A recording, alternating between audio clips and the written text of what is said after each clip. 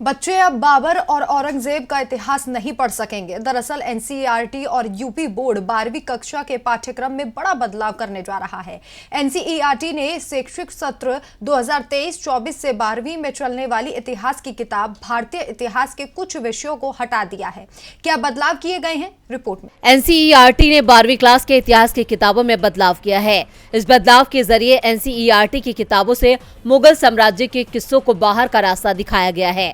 इस तरह अब स्टूडेंट्स को मुगल साम्राज्य का इतिहास नहीं पढ़ना होगा। इसके बाद अब एनसीईआरटी को अपनाने वाले सीबीएसई बोर्ड, यूपी बोर्ड समेत अन्य स्टेट बोर्ड के सिलेबस में बदलाव देखने को मिलेगा। हालांकि यूपी सरकार ने कल ही इसका ऐलान कर दिया था और अब एनसीईआरटी ने एकेडमिक ईयर 2023-24 के लिए नए सिलेबस को पेश किया है। इस सिलेबस के मुताबिक जिन बोर्डों में जहां एनसीईआरटी की किताबें चलती हैं, वो इस नए नियम को मानेंगे।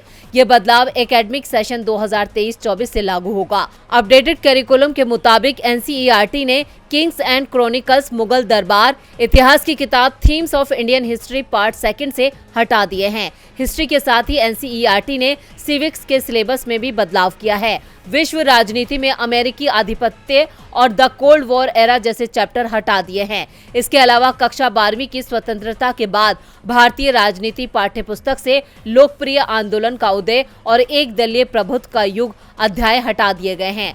12वीं के साथ ही एनसीईआरटी ने 10वीं और 11वीं से भी कुछ किताबों से कुछ चैप्टर हटा दिए हैं। क्लास 11वीं की text book themes in world history से सेंट्रल इस्लामिक लैंड्स, संस्कृतियों का टकराव और औद्योगिक क्रांति जैसे अध्याय हटा दिए गए हैं।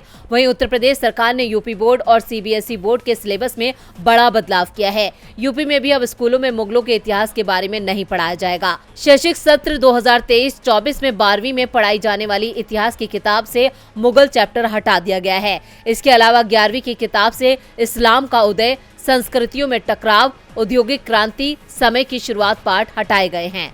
डीबी लाइव की रिपोर्ट।